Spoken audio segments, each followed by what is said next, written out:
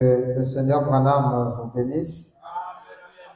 Comme nous étions en train de le dire, nous prenons nos Bibles dans Ecclésiaste pour vous asseoir. Ecclésiaste chapitre 12, nous allons lire le verset 10 et 11. Nous lisons au nom du Seigneur. Vanité des vanités dit, outre que l'Ecclésiaste fut un sage, il a encore enseigné la science au peuple. Et il a examiné, sondé, mis en ordre un grand nombre de sentences. Amen, amen. Que Papa Branham nous bénisse tous. Heureux ce soir d'être dans la maison du Seigneur. C'est une joie parce que beaucoup n'ont pas eu cette chance. Cette semaine a été bénie pour nous. Voilà pourquoi le Seigneur, dans sa miséricorde, a permis que nous puissions le voir. Je dirais c'est une bénédiction pour nous tous. Amen, amen. Alors, nous sommes toujours sur notre sujet que nous sommes en train de développer, la preuve scientifique de la divinité de William Marion Branham. Amen, amen. Depuis un certain temps, nous sommes là-dessus. Nous avons commencé avec le premier chapitre sur notre sujet. C'était la science et la parole. C'était le premier chapitre. Nous avons vu qu'il était difficile que la science puisse être en accord avec la parole, mais aujourd'hui, c'est l'âge ou le temps que la parole et la science marchent de pair. Et Frère Branham nous a dit que le Luc 17, le verset 26 jusqu'à 28, qui nous avait dit que ce qui arrive pareillement. Et William Branham nous a fait comprendre que nous sommes en train de vivre l'époque de Noé.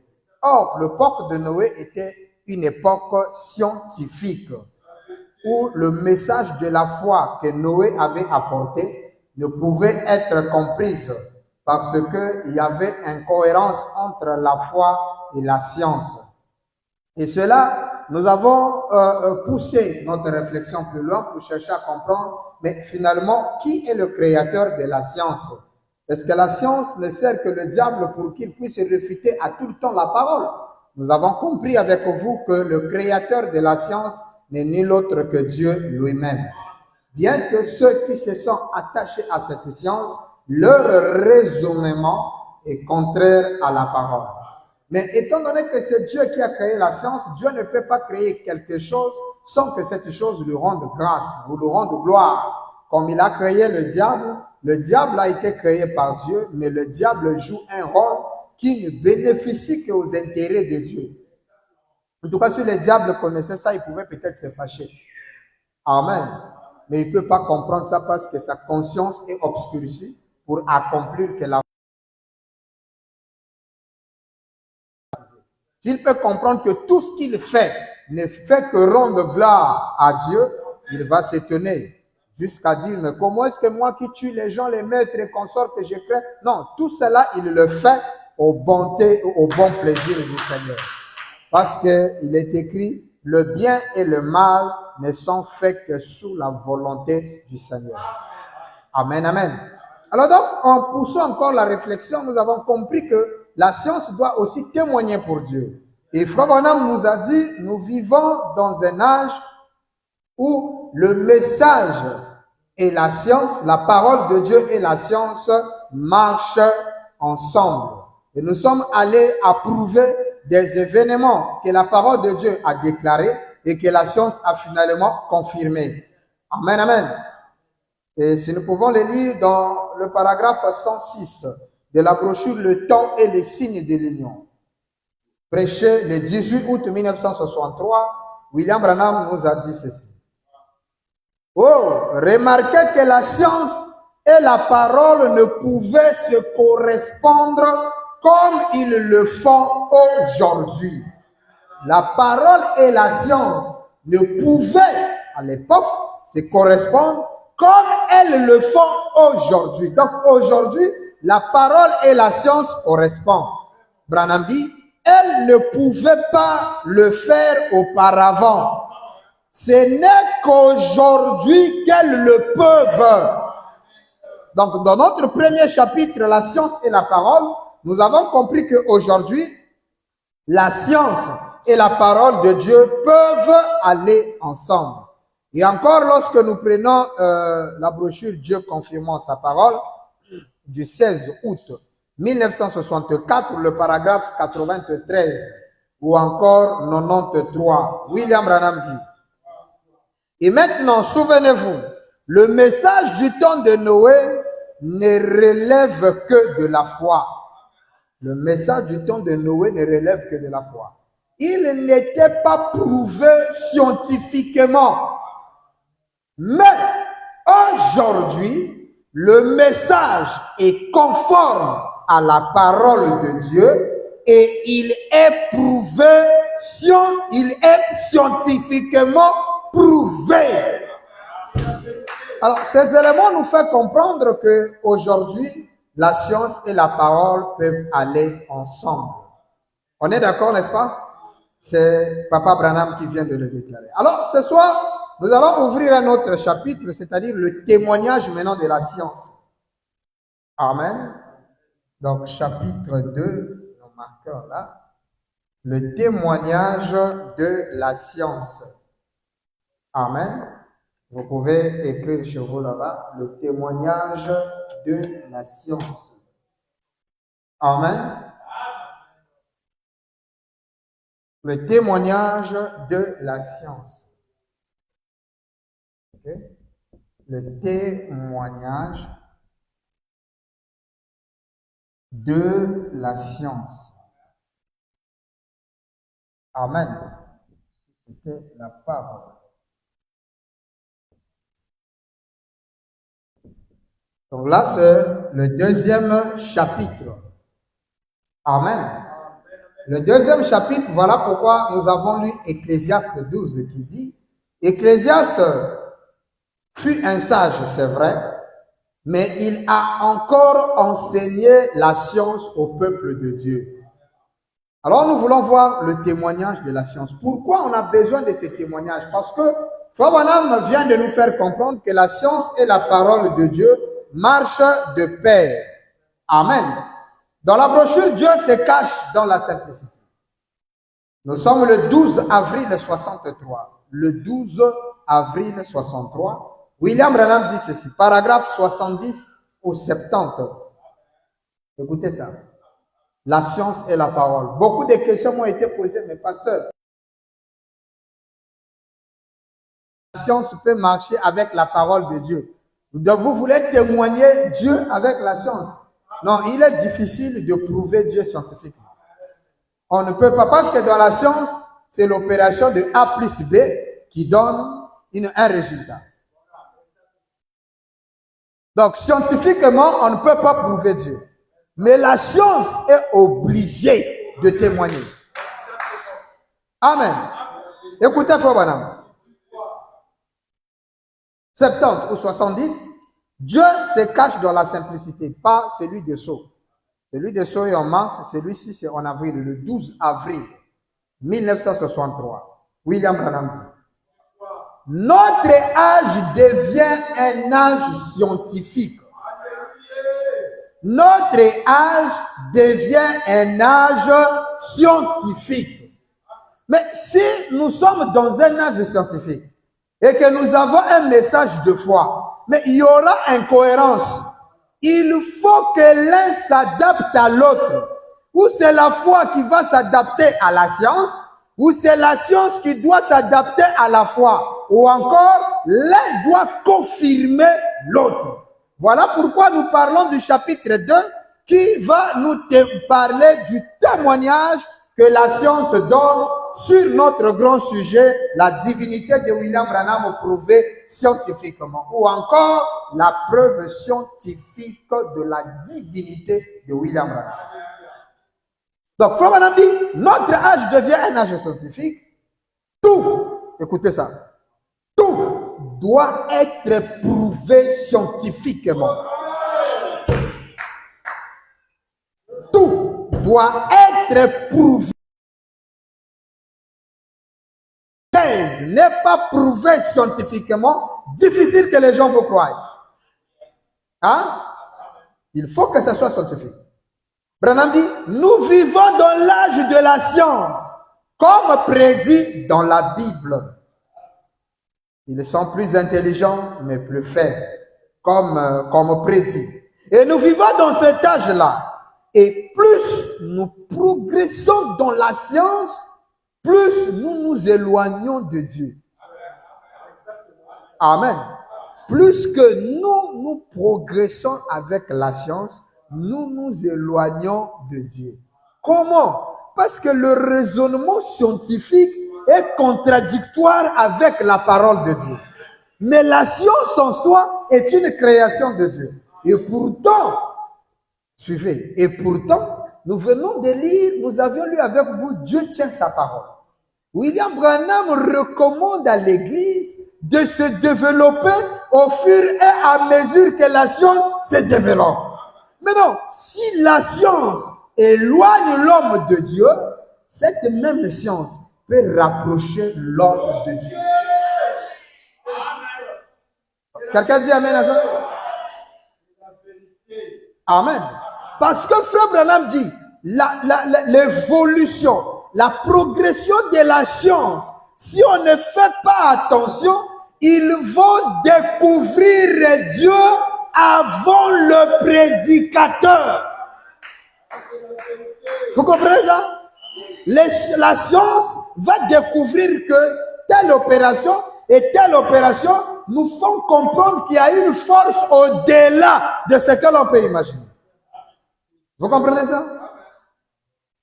La science, lorsque nous parlons de la guérison divine, vous avez vu que même la création de l'homme, la science a démontré que l'homme n'a pas été créé par la parole, comme la Bible le dit. Il dit non, l'homme a subi une évolution. Il est passé d'un tétard à un grenouille, un chimpanzé, il a pris la forme humaine. Il y a ce qu'on appelle la théorie de l'évolution. Parce que pour eux, ils ne peuvent pas croire qu'il y a eu une création, que Dieu existe. Mais dans leur recherche scientifique, Frère Branham dit, ils vont arriver à un niveau où ils vont se rendre compte qu'il y a une force au-delà de l'imagination, de la sagesse ou du concept humain. Amen. Il sera peut-être difficile pour eux d'appeler ça Dieu, mais ils se rendront compte que ce que l'humanité ou ce que les religieux appellent par Dieu n'est ni l'autre que cette force invisible qu'on n'arrive pas à comprendre. Parce que dans la mathématique du blanc, quand vous suivez la mathématique, vous allez vous rendre compte qu'il y a un moins l'infini qu'on n'arrive pas à déchiffrer. Une force au-delà de la sagesse humaine. Nous appelons cette force-là Dieu. Mais la science n'arrive pas. Jusqu'aujourd'hui, il parle de la théorie de beaucoup de choses, des siècles quantiques, du monde. Donc, il parle de beaucoup des éléments. Jusqu'à ce qu'ils soient arrivés à comprendre que bon, peut-être qu'il y a des extraterrestres, des ovnis, des histoires. Ils sont à la quête de quelque chose. Les scientifiques ne dorment pas. Tous les jours, ils inventent. Et leur invention a pour objectif d'atteindre l'ultime connaissance. Or, l'ultime connaissance, c'est Dieu. La connaissance suprême, la science la plus évoluée, c'est Dieu lui-même. Mais ça, la science ne peut pas prouver Dieu. Mais ils sont conscients qu'il y a une force. Maintenant, aujourd'hui, nous vivons dans l'âge mystérieux, l'âge le plus glorieux. Et dans l'âge scientifique, l'éternel William Branham ne pouvait pas permettre que cette science évolue sans qu'elle rende témoignage de lui. Voilà pourquoi lorsqu'il prêcha la colonne de feu, nous avons lu ça dernièrement, au paragraphe 48, partie C. Prêché donc le 9 mai 1953, William Branham va donner cette déclaration dans le monde scientifique à laquelle nous vivons. Où tout doit être prouvé scientifique, Voici la déclaration qu'il lui donne. Il dit, oh, pourquoi craignez-vous encore? Pourquoi vous craignez? Pourquoi vous posez-vous des questions? Levez-vous et soyez guéris. Croyez au Seigneur.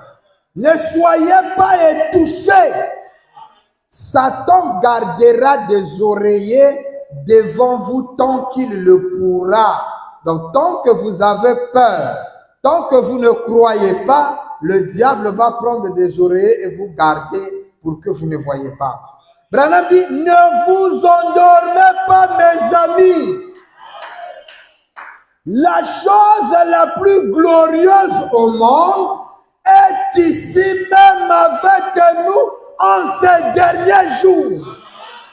La chose la plus glorieuse au monde est ici même avec nous en ces derniers jours. Vous savez que le monde scientifique cherche cette chose glorieuse. Hein? Le monde religieux cherche cette chose glorieuse. Le monde profane cherche cette chose. Vous voyez que celui-ci, à tel degré, il veut toujours monter, à tel degré, il veut toujours monter. Ils sont à la quête de quelque chose de glorieux. Hein? Les églises cherchent la chose glorieuse. Les scientifiques cherchent la chose. Tout le monde est à la quête de la chose glorieuse. Le monde entier recherche une chose glorieuse. Mais William Branham vient à Johannesburg. Il dit en Arizona, il leur fait comprendre que la chose la plus glorieuse que le monde a besoin, vous en avez ici même. Je me demande si les Américains se rendaient compte de ce qu'ils écoutaient. Mais c'est une déclaration grave.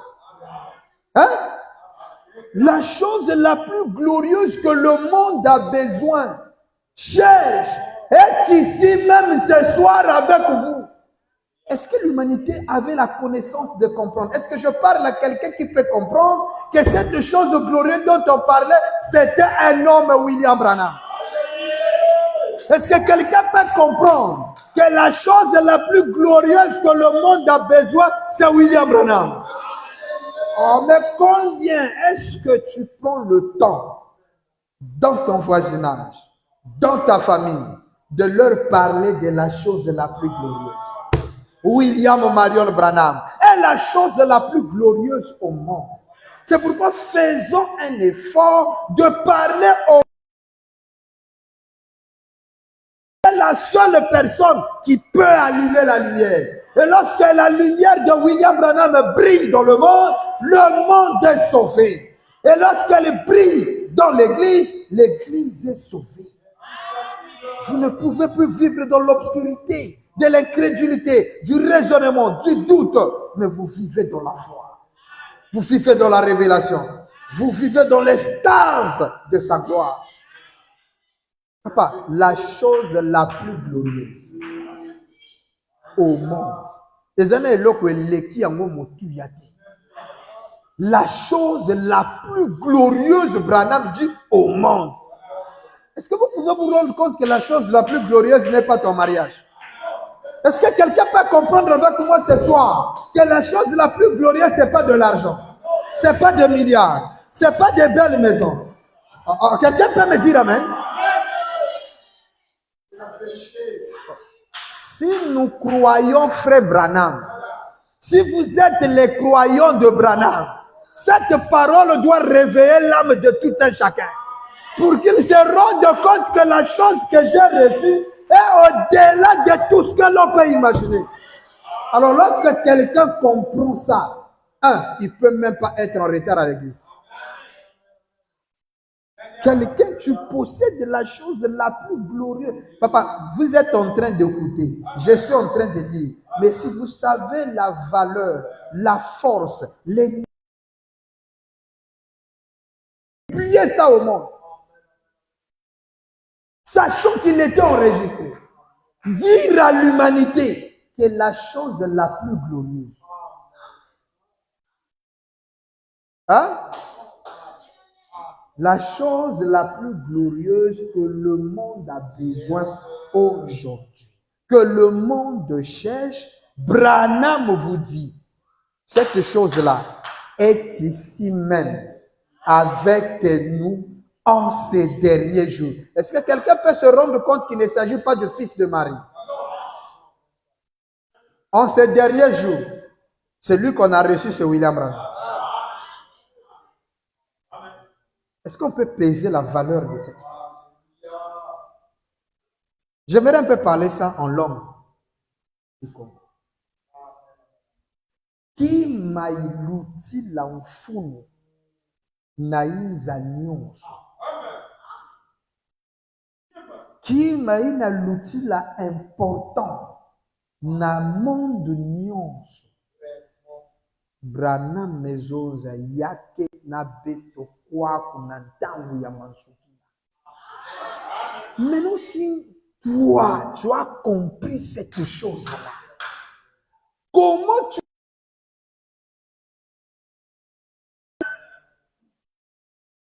tu hésites de donner de l'argent pour cette chose? Tu hésites de sacrifier ton être pour cette chose-là. Ton temps, ton argent, ton talent, tout ce que tu es pour cette chose-là. Mais ça veut dire que tu n'as pas encore compris la valeur de cette chose. Est-ce que ça peut réveiller la conscience de quelqu'un? Ça veut dire qu'il y a des gens, nuit et jour, ils les cherchent, ils sont morts en le cherchant. Mais ce soir, toi, petit troupeau, le Père de miséricorde a fait grâce de te faire connaître que ce que les aïeux, les Socrates, les Plutons, les grands, permettez-moi de vous dire, c'était des sages, des savants, mais ce n'était pas des vrais savants. Parce qu'ils ont manqué la connaissance suprême. Amen. Vous comprenez? Il y a un des scientifiques qui a dit, si quelqu'un un jour pouvait entrer dans le noyau du soleil, ils ont voulu que quelqu'un entre dans le soleil. Vous voyez comment la chance du blanc est arrivée? Ils voulaient que quelqu'un aille voir le soleil. Mais on s'étonne de la fin. N'est-ce pas que la maman de frère Branham m'a dit, Bill, je t'ai vu. Tu étais en train de prêcher le monde, mais tu étais dans le soleil. Ça, c'est Dieu seul.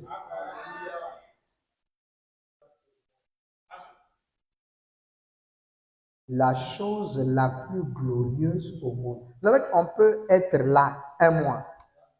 La chose la plus glorieuse au monde est ici. Maintenant, je vais vous ajouter un élément. Cette chose glorieuse qui est ici, elle le veut. Elle ne le force pas. Elle veut entrer en toi. Elle veut habiter en toi.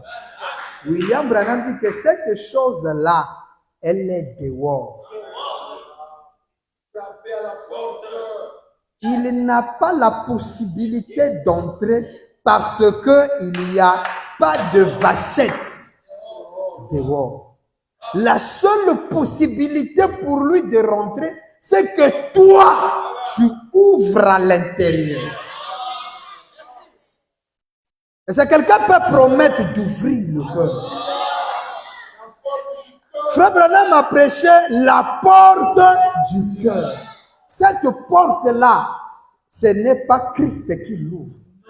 C'est toi qui dois l'ouvrir. Est-ce que je parle à quelqu'un ce soir? Sa porte du cœur. Quelqu'un peut lever la main pour dire, Seigneur, j'ouvre ma porte. lorsque vous ouvrez votre porte, laissez-le entrer. Lorsqu'il entre, ne lui imposez rien.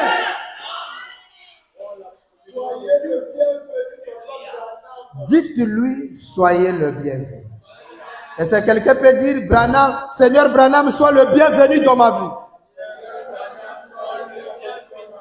Fais de ma vie ce que toi tu veux. Et si c'est sincère ce que tu viens de dire, à l'instant même, il vient de rentrer dans ton cœur.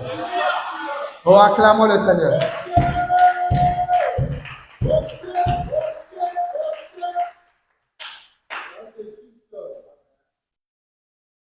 Il dit, la chose la plus glorieuse au monde est ici même, avec nous en ces derniers jours.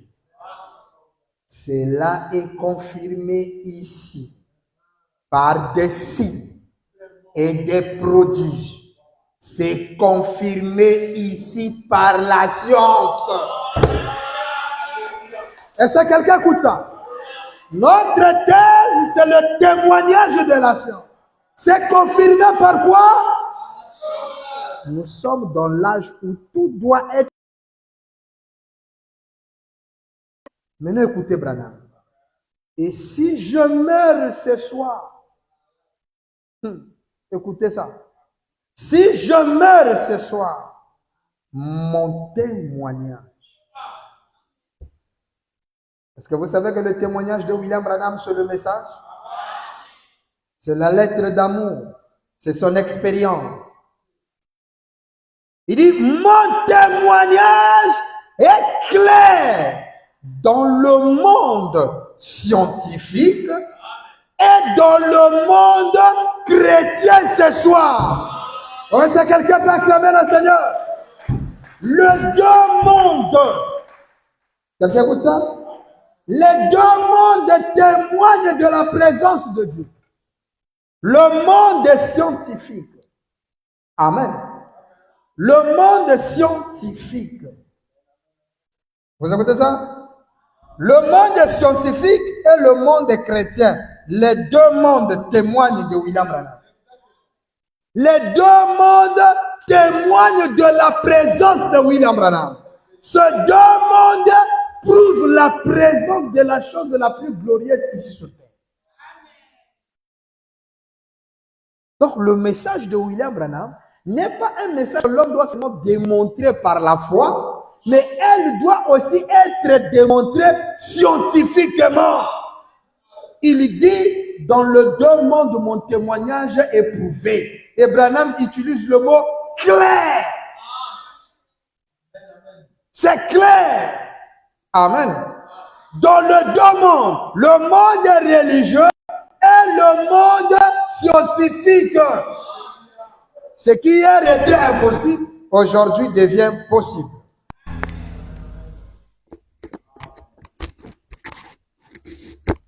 Vous écoutez ça? Dans les deux mondes, c'est prouvé.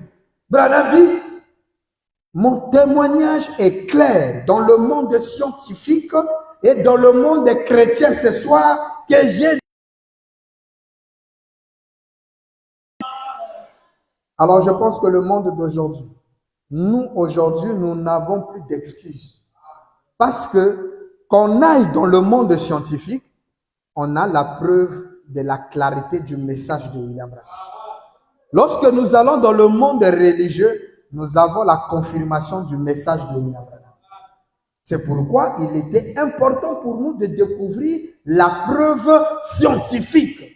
Maintenant, aujourd'hui, la preuve scientifique que nous sommes en train de parler, c'est en rapport avec la divinité de Branham. Comment est-ce que la divinité de Branham peut être prouvée scientifiquement? Il nous a fallu d'abord comprendre la relation que la science a avec la parole. Et en deuxième chapitre que nous commençons ce soir, c'est le témoignage de la science. Et Papa Branham dit que son message, son témoignage, la science confirme ça. Donc la science est censée témoigner de William Branham. Quelqu'un écoute ça? Est-ce que quelqu'un comprend ça? Amen. Maintenant, est-ce que l'humanité est prête à croire la preuve scientifique? Hein? C'est ça le problème.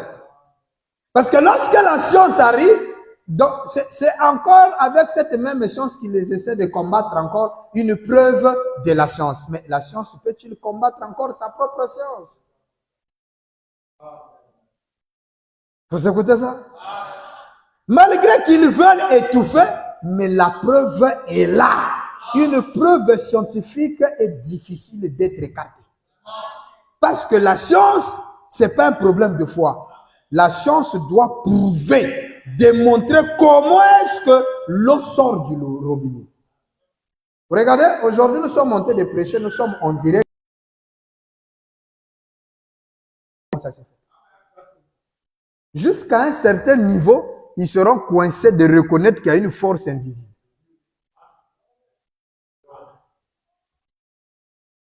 Est-ce que quelqu'un peut se rendre compte que nous avons le message le plus glorieux? Un message prouvé à la fois scientifique et par les Écritures. Quelqu'un écoute ça? Mais que fait le monde aujourd'hui? Les pasteurs, les chefs religieux, les églises. Écoutez ça. Hébreux 4. Hébreux chapitre 4, prédication de William Branham qu'il a prêché le 1er septembre 57 soir. Amen. Nous lisons ici le paragraphe 74 ou 74. Branham dit: pensez au fait qu'aujourd'hui, par cet humble petit ministère que le Seigneur nous a donné, il devrait y avoir 40 millions d'Américains sauvés ce soir. Il devait y avoir 40 millions d'Américains sauvés ce soir. Savez-vous ce qu'ils disent? Regardez le mystère. Le pays où l'on parle de la science la plus élevée, les États-Unis. C'est là où Dieu va venir. Et c'est là où le message est prêché. Frère Branham dit, le message partira du Branham Tabernacle. Quelqu'un écoute ça? Mais comment est-ce qu'un message de foi peut être donné dans un âge scientifique, dans un pays scientifique, mais Dieu est obligé d'avoir des preuves scientifiques afin que ce pays scientifique ne puisse pas avoir d'excuses. Parce que si ça reste que dans le domaine de la foi, les scientifiques tireront révérence pour dire, bon, mais attends, nous, dans la science, ça n'a pas été prouvé. Mais Dieu est obligé que eux, la science, soit confrontés d'un élément étrange dans leur propre pays, et eux-mêmes, les scientifiques, sont obligés de témoigner. Et là, qui va douter les témoignages scientifiques sortis des États-Unis? Écoutez, frère Branham. Savez-vous ce qu'ils disent? Eh bien, c'est de la télépathie mentale. Lorsque William Branham se regarde une personne, il commence à discerner les pensées. Il dit, toi, tu viens dans tel pays, tu viens de ceci, ton problème est ceci, ton problème. L'Américain, là, il dit, oh, c'est la télépathie. Il est en train de lire les pensées des gens. Branham dit, bon, maintenant, je vais vous montrer que ce n'est pas la télépathie. Au lieu de leur regarder, cette fois-ci, je leur tourne le dos. Vous écoutez ça? Quand ça arrive, il dit, c'est un liseur de pensées. Pas ce genre d'histoire. D'ailleurs, il n'est pas de notre église. Branham dit, voyez-vous, ce n'est pas... Peu importe combien on fait reposer cela sur la parole et combien on prouve que c'est la parole de Dieu, que c'est la promesse de Dieu et combien la science aura démontré que c'est vrai, ils ne peuvent toujours pas croire. La Bible dit qui ne le peuvent pas. William Branham est clair. Il dit, ce message est réservé à une catégorie spéciale de gens. Quand vous voyez quelqu'un croire le message de William Branham, papa, c'est une grâce. Ce message n'est pas donné pour tout le monde. Il faut être un élu prédestiné pour croire le message de William Branham. C'est pourquoi ayez du respect envers une femme, un garçon, un homme qui accepte ce message. Respectez-le. Amen. Peu importe c'est haut, peu importe c'est bas, si le message est sa priorité, respectez-le. Et ça, c'est un élément qui manque dans beaucoup de personnes. Le respect. Amen. Or que Frère Branham dit, même un prêtre catholique, il mérite du respect. Mais nous, aujourd'hui, le respect est parti. Parce que celui-ci ne croit pas comme notre pasteur, il n'est pas ami à notre pasteur, il ne croit pas comme notre église, le manque de respect s'installe. Oh, ça, c'est l'ennemi. Quelqu'un écoute ça? Il y a des gens, peu importe, tu lui montres que ça c'est noir, il ne pourra jamais croire. Parce que ce message est réservé. Regardez combien, depuis que nous sommes ici, personnellement dans la ville de Pointe-Noire, nous sommes passés à la télé, à la radio, les réseaux sociaux. Nous sommes prêts à leur convoquer pour qu'on ait des assises sur ces problématiques de la divinité de William Branham. Les pasteurs dans cette ville sont conscients dans le monde que ce que nous professons comme étant la vérité est une réalité. Mais ils ne veulent pas croire. Les gens sont volontairement incrédules. Et cette volonté vient d'une seule chose. Savez-vous ce que c'est? La marque de la bête. Oui, la marque de la bête, ce n'est pas des tatouages. Jusqu'aujourd'hui, on retrouve encore des gens qui croient que la marque de la bête, c'est des tatouages. La marque de la bête, ce n'est pas des tatouages. Hein? Écoutez, frère Branham. La marque de la bête. Et j'ai vu un pasteur du message prêcher ça. Bon, pas du message, des tabernacles. Parce que le message, c'est une personne. Amen, amen. Vous comprenez ça? William Branham va dire ce qui suit. Écoutez. Qu'est-ce que la marque de la bête? Vous allez comprendre. Amen. C'est malheureux vraiment que les pasteurs nous prêchent ce genre de choses. Bien-aimé, la marque de la bête, on va vous mettre les 666, les tatouages. Pasteur du message, tu prêches des choses comme ça, mais c'est grave. C'est hyper grave, hyper grave. Amen. Écoutez, Papa Branham, une déclaration très importante qui va beaucoup vous aider. Il y en a tellement trop.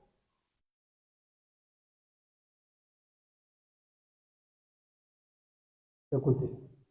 Donc, prenons celui-ci. Votre vie est-elle digne de l'évangile? Prenons le signe. Écoutez, c'est très important que quelqu'un puisse comprendre. Ah, ok. J'ai vu ce que je voulais lire. Bon, prenez d'abord le signe. Écoutez. Le signe du 1er septembre 1963, paragraphe 232, vous pouvez lire, et 233. Je lis juste 233. Vous dites, mais qu'en est-il de la marque de la bête?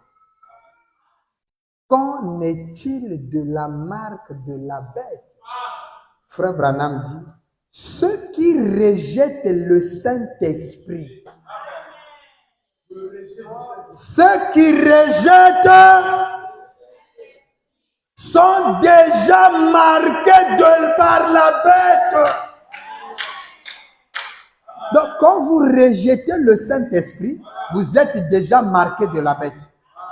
Et qui est le Saint-Esprit? Hein? Les joints du temps de la fin, paragraphe 100. William Branham dit que le Saint-Esprit, c'est le prophète du temps de la fin. Ça, les pasteurs ne peuvent pas vous lire ça. Écoutez, la tour de Babel. Brochure La tour de Babel. Nous sommes le 28 janvier 1958. Le 28. L'harmonie de l'unité ou la tour de Babel. Paragraphe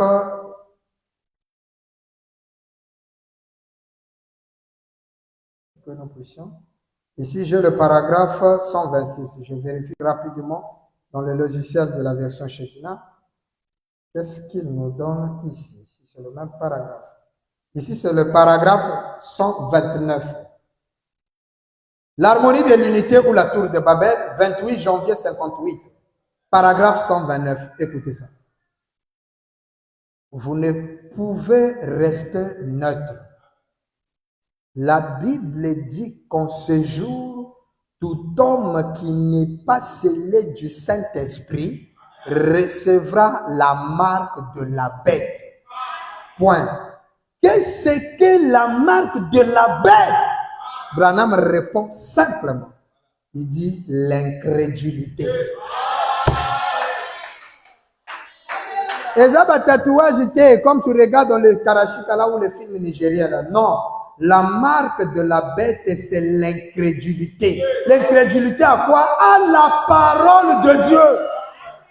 C'est là, lorsque vous rejetez le Saint-Esprit, et le Saint-Esprit, lorsque vous le rejetez, ça en est fini. Or, Jésus a dit, tout péché ou tout blasphème aux hommes sera pardonné. Il va plus loin, il dit, le blasphème contre le Fils de l'homme sera pardonné. Mais lorsque le Saint-Esprit viendra, une seule parole contre nous n'est pardonnée. Ni dans ce monde, ni dans le monde à venir. Quelqu'un dit amen à ça?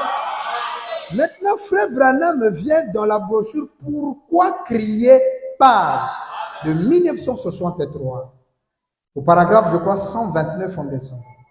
Il dit « Un jour, un pasteur pentecôtiste a pris cette photo-là et il dit, et il s'est moqué de cette photo. Branham dit, c'est ce que Jésus avait dit, qu'il n'y a pas de pardon.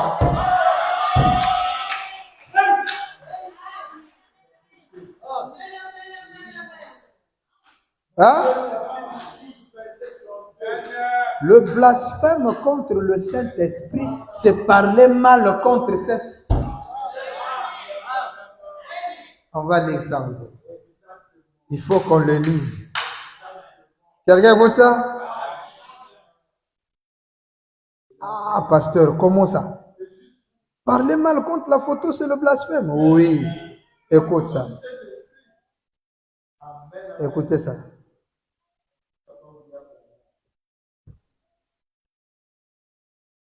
Branham dit, j'espère que nous allons trouver ça. Ok, je vais rapidement ici. On va les trouver rapidement pour les besoins du public. Amen. C'est de telles déclarations, ça trouble. Comment ça? Depuis quand? Écoutez, Frère Branham, il va parler. Ça va beaucoup nous aider. Écoutez. Non, il avait seulement déclaré. Non, il avait déclaré. Mais alors, il ne faut pas croire ça. Écoutez. Pourquoi crier par du 14 juillet 1963? 14 juillet 1963. Vous avez noté? Écoutez ça. 14 juillet 1900. Je prends la version de la voix de Dieu. Ici, nous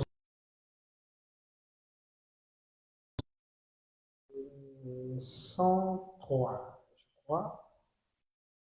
Je trouve rapidement.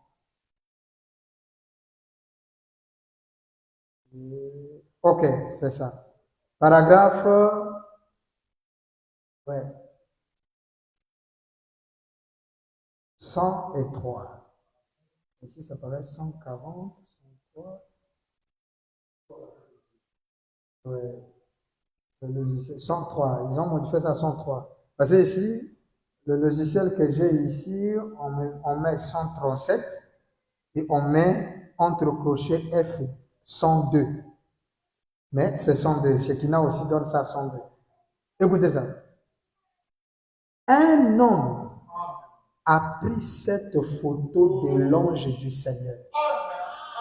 Je vais vous expliquer cette photo. Vous allez comprendre des choses qu'on ne vous a jamais dit dans les églises.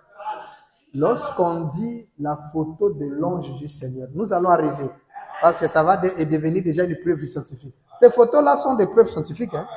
Chaque photo, ça là, nous allons expliquer ça bibliquement. Quel est le verset biblique qui parle de ça? Avec les citations de William Branham. C'est une preuve scientifique. Un homme avec la colonne de feu sur sa tête, ça signifie quoi dans la Bible et dans le message? Nous allons vous expliquer cette photo-là avec la colonne de feu sur l'épaule. C'est quel verset? Cette photo dont vous voyez Branham avec des gerbes de feu autour. Tout ça là, nous allons vous expliquer. Écoutez.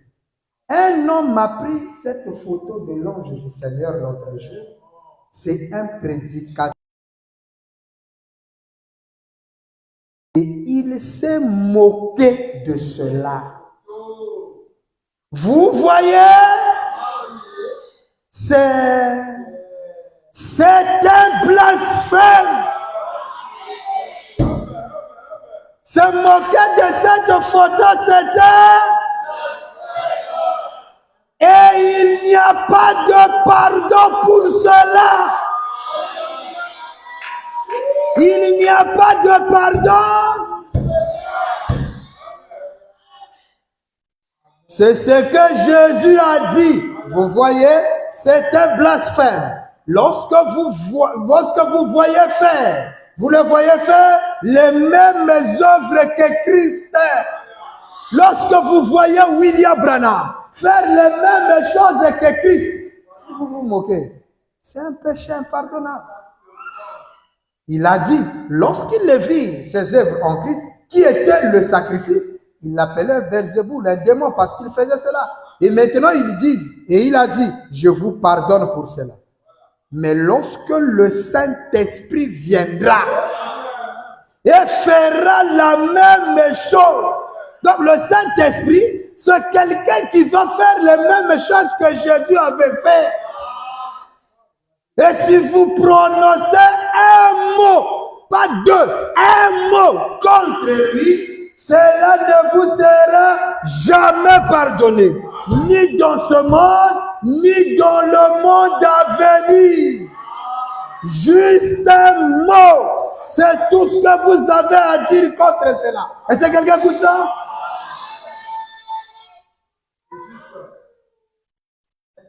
Hein? Il y a une citation, il faut qu'on dit, aujourd'hui, le diable a oint ces prédicateurs de l'incrédulité.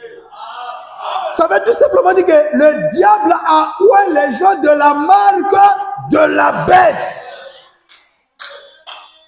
Parce que comment est-ce que vous avez les preuves scientifiques? Branham dit, peu importe, c'est des genres de personnes que tu leur expliques. Vous voyez, il y a des gens, hein, j'ai vu dans ma vie, depuis que j'ai pris le 3e exode, dans l'ordre de mes débats, quelqu'un qui dit, même si je vois noir, je ne veux pas croire. Ça, c'est Satan. Ça, c'est le diable.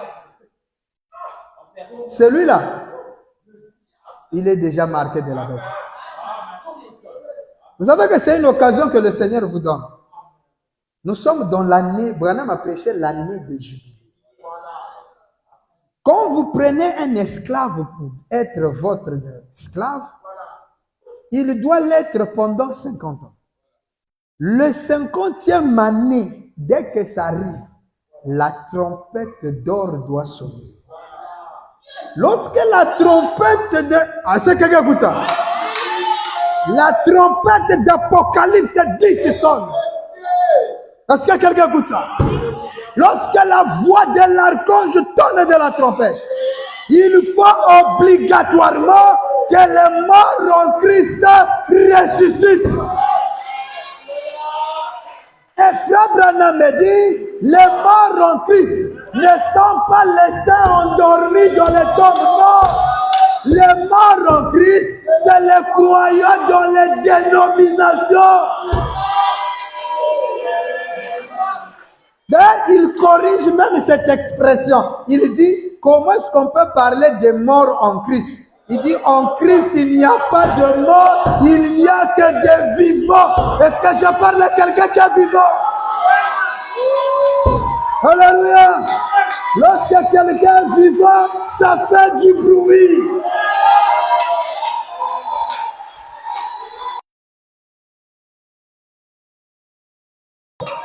Là-bas, on ne parle pas, on te regarde comme ça, droit aux yeux. Mais là où il y a des êtres vivants, ça parle. Il y a des alléluia, il y a des amen, il y a des gloires à Dieu. Est-ce que quelqu'un peut comprendre ça? Si tu crois, ça acclame le Seigneur.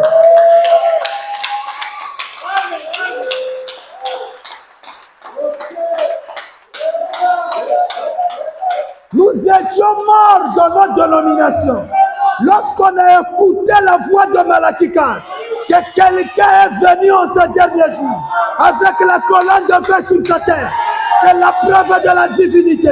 C'est le Messie sur la terre. Il a la capacité de créer par la parole. Il tourne les doigts, discerne les pensées. Nous avons reconnu Elohim. Nous sommes sortis des dénominations et avons donné notre vie à William Branham. Alléluia. Un testament est accompli. Oh, Père. Amen, amen, amen, amen. N'attendez jamais que les morts vont. Écoutez, Frère Branham. Est-ce que l'évangile fait du bien à quelqu'un? Amen. Écoutez. Oh non, bien-aimé, les tombes vont s'ouvrir. Écoutez, Papa Branham va dire. Dieu se cache et se révèle dans la simplicité. Prêché le 17 mars 63. Écoutez William Branham. Paragraphe 379. Ou encore 379. Version VG. Branham dit. Et puis, quand ils disent que les tombes vont s'ouvrir. Parce que Matthieu 28 dit. Lorsque Jésus était ressuscité, les tombes s'ouvrirent. Et les gens croient jusqu'aujourd'hui. Et bien aimé, il y aurait un moment donné, ben que tel avant enlèvement. L'ange va sonner de la trompette. Les frères à Mongon Kamba vont se réveiller. Ceux qu'on a enterrés à Patra vont se réveiller. Et tous nous irons à la rencontre du Seigneur dans les airs. Frère Branham me dit les airs, ce n'est pas l'espace là. Les airs, c'est l'espace où Dieu rachète le croyant. Lorsque le Seigneur rachète quelqu'un, il est dans les airs. Bien-aimés, les morts vont ressusciter et ensemble, vous allez voir, les tombes vont s'ouvrir. Les bien-aimés, tu vas voir, bien-aimé Pauline Koufouaka, tu vois, et puis nous allons. C'est des conceptions charnelles. Mais la parole de Dieu dit, William Branham, l'auteur de la Bible est vivante, l'interprète divin de la parole, il déclare ce qui suit. Lorsque les gens disent que les tombes vont s'ouvrir, Branham vous pose la question. Comment les tombes vont-elles s'ouvrir? Alors que, bon, je n'ai pas le temps d'approfondir cela, comme je l'ai voulu. Il faut que j'en parle. Vous voyez, juste pour vous faire voir la simplicité de Dieu. Et c'est calcium, c'est potasse et tout. Alors que tout ce qu'il y a en vous, comme matériau, ça donne qu'une cuillerée. Donc, tout l'être humain, les matériaux qui fait un être humain, c'est juste un cuillerée. C'est vrai. Et ce qui arrive, c'est que ça redevient esprit et vie. Lorsque tu meurs, tu rentres dans l'esprit, tu deviens la vie, tu deviens vie. Dieu n'a qu'à parler et l'enlèvement va se faire. Il n'est pas question d'aller là-bas et que les anges descendent avec des pelles pour ouvrir les tombes et en faire. Bien-aimé, les anges viendront ouvrir. Ça, c'est des conceptions idiotes. Branham dit, qu'est-ce? Tout ça, c'est né du péché pour commencer. Dieu va ressusciter ça pour faire quoi? Mais, ce sera un nouveau semblable à celui-là. Voyez-vous, si nous avions celui-ci, nous mourrons encore. Si nous avons encore ce corps-là, nous allons toujours mourir. Les morts sortiront. On dit que, vous dites, les tombes vont s'ouvrir et les morts en sortiront. Branham dit, bon, c'est peut-être vrai, mais elles ne s'ouvriront pas dans le sens que vous dites s'ouvrir. Ça ne se passera pas de cette manière-là. Voyez-vous? Mais qui sont ces saints-là? On dit à la voix de l'archange. Qui est l'archange? C'est William Branham. C'est le maître des anges. Lorsque l'archange sonne de la trompette, ce n'est pas une trompette naturelle, on fait point, point. Non. La trompette, c'est le message. Et c'est ce message que nous sommes en train de vous dire, qu'elle est prouvée à la fois scientifique et... Est-ce que quelqu'un écoute ça? Et lorsque Branham donne son message, Branham dit, les morts en Christ ressusciteront. Il dit, les morts, les tombes, Branham dit, ce sont les églises. Et ressusciter, il dit, c'est sortir des dénominations. Tu étais pentecôtiste, quand tu as écouté Branham, tu es sorti.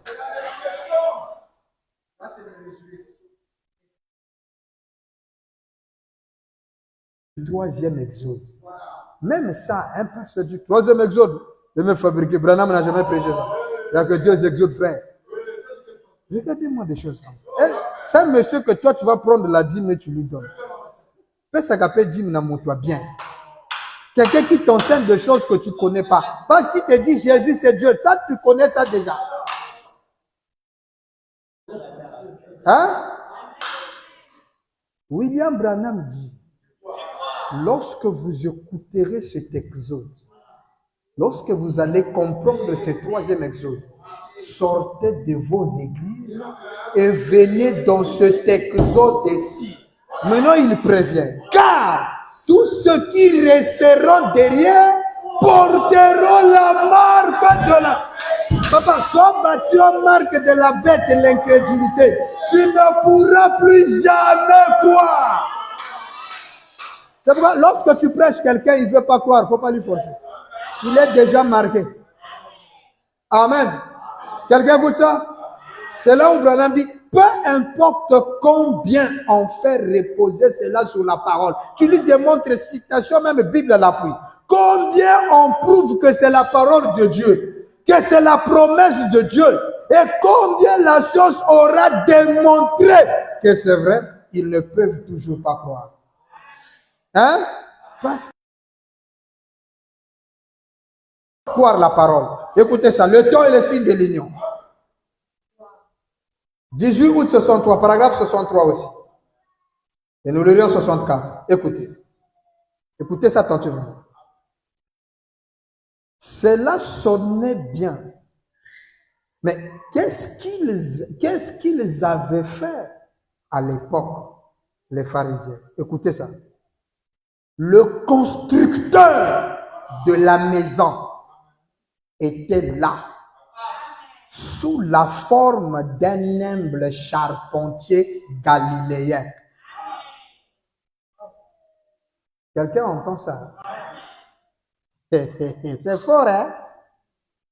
Le constructeur de la maison lui-même était là sous la forme d'un humble charpentier. Jésus était qui? Donc toi, tu adores un charpentier. Hein? Comme pas vu, un charpentier. Mais nous, on a eu un cow-boy. Cow-boy, Frère Branham dit, c'est ce que les orientaux appellent par berger.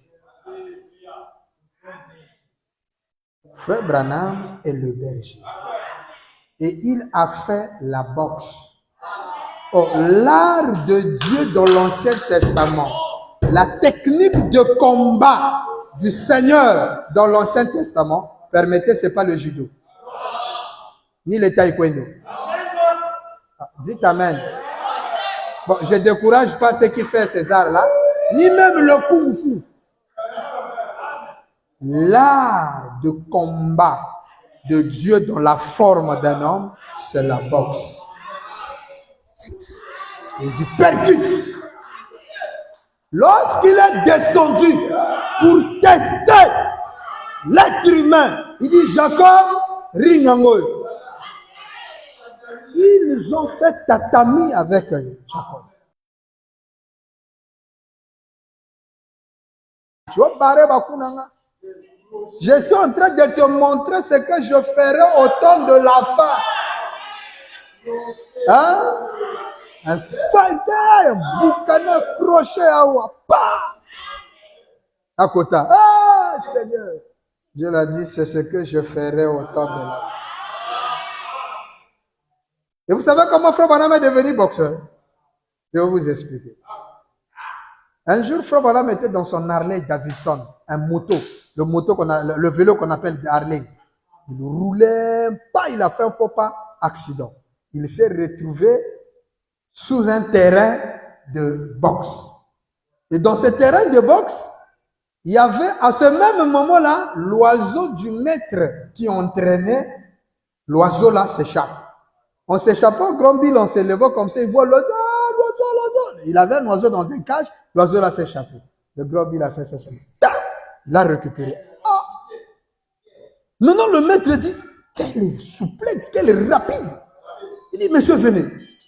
Il dit, est-ce que vous êtes boxeur? Il dit, non. Vous n'avez jamais fait le boxe ou non? Bon, il a caché. Au lieu de lui dire que j'avais fait ça avec Jacob, il a caché. Il dit, oh! Il dit, mais je t'encourage de faire la boxe. Viens, viens, viens. Est-ce que tu peux t'entraîner avec moi? Le même jour, il y a un boula bas. Il dit, non, lui là, Dieu.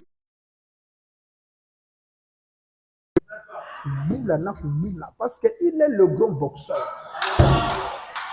Donc, quand il y a un petit démon qui vient te déranger là, appelle le.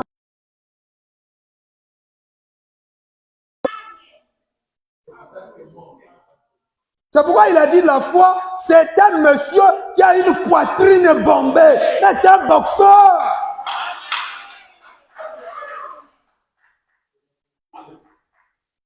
Mais Jésus était qui? Ça n'a pas passé. Hein? À l'époque, ils n'avaient pas de machine pour raboter. C'est en main. Quoi? T'as la bampoule.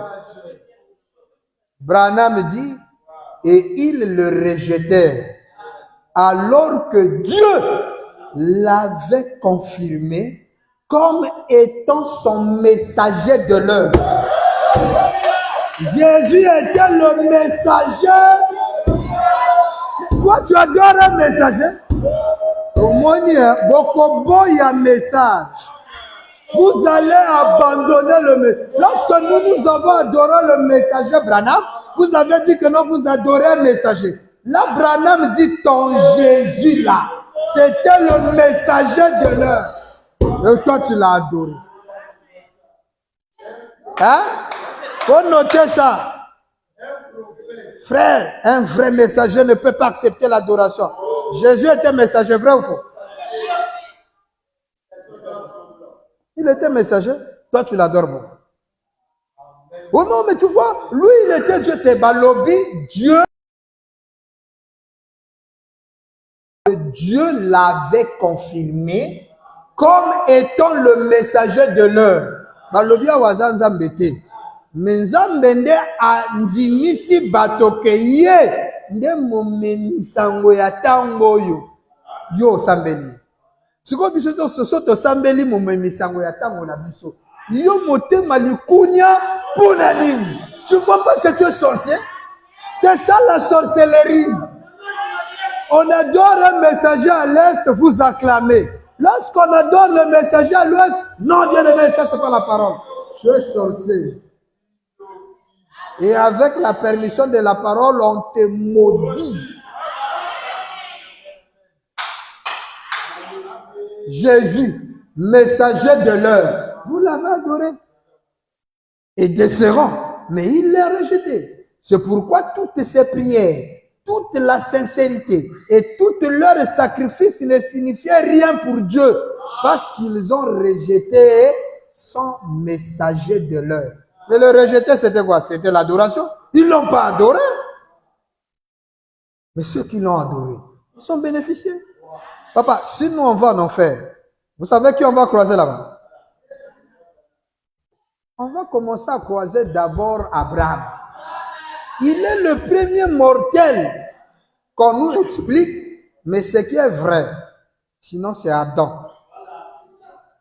Parce que Frère Branham dit que chaque soir, Dieu descendait et commençait à prêcher Adam dans l'église. Adam et sa femme s'asseyaient. Ça, c'est avant la chute. Hein? Là où l'église était autorisée d'être nue. Adam et Ève étaient nus et le Père Céleste leur prêchait. Ils n'avaient pas la connaissance de la nudité. Et c'est ça que le frère, lorsque nous avons parlé de la polygamie, vous avez dit non, nous retournons au commencement.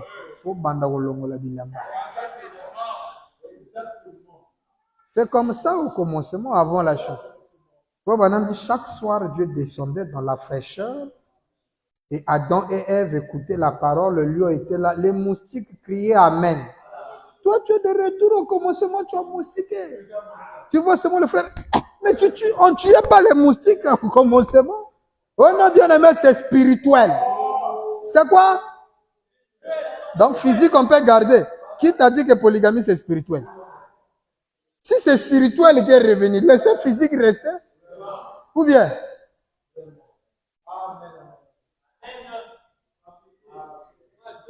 64. Nous étions à 63. Et nous voyons aujourd'hui comment les églises, par les dénominations et autres, rejettent la parole de Dieu. Ils n'aiment pas que vous leur parlez de ces choses. Dès que vous commencez, tu sais, le nom nouveau, big, laisse les choses là faire. Un frère dans le message. Vous commencez à parler de la parole, tu vois, aujourd'hui, non, laisse. Et il se cache derrière l'atmosphère, tu vois, ici nous sommes au travail. Et la parole dit, parler de Dieu partout, en tout temps, favorable ou défavorable. Parler de ça, c'est la Bible qui dit. Parler de Dieu en tout temps, en tout lieu. Non, ici nous sommes à l'école, donc le problème de Dieu, il y a chaque chose à son temps. Non, la parole de Dieu n'a pas de temps. À chaque instant, c'est la parole. Hein? Nous terminons avec ça. Écoutez, il dit, mais il n'est même pas que vous parliez de ces choses. Et la science a beau le prouver par des photographies. Donc, la preuve, le témoignage de la science commence par les photos. Hein? Donc, les témoignages, les photos sont une preuve. Si quelqu'un peut d'abord dire étudier, c'est là où nous allons commencer à étudier les photos de Frère Branham. Les photos du message. Vous avez ces photos-là dans vos maisons, dans vos églises, dans vos téléphones. Mais vous ne savez pas que c'est une preuve. Je rejoue la bombe. Et la science a beau le prouver par des photographies et toute autre chose, cependant, ils n'ont rien à faire avec cela. Mais la science le prouve. Comment?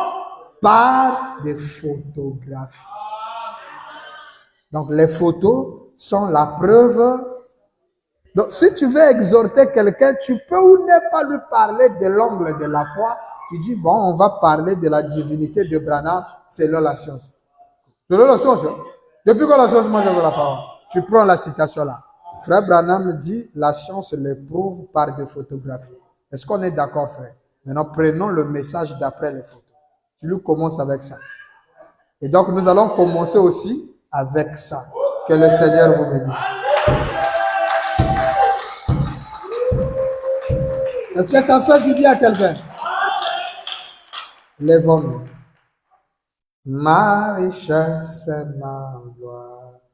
Et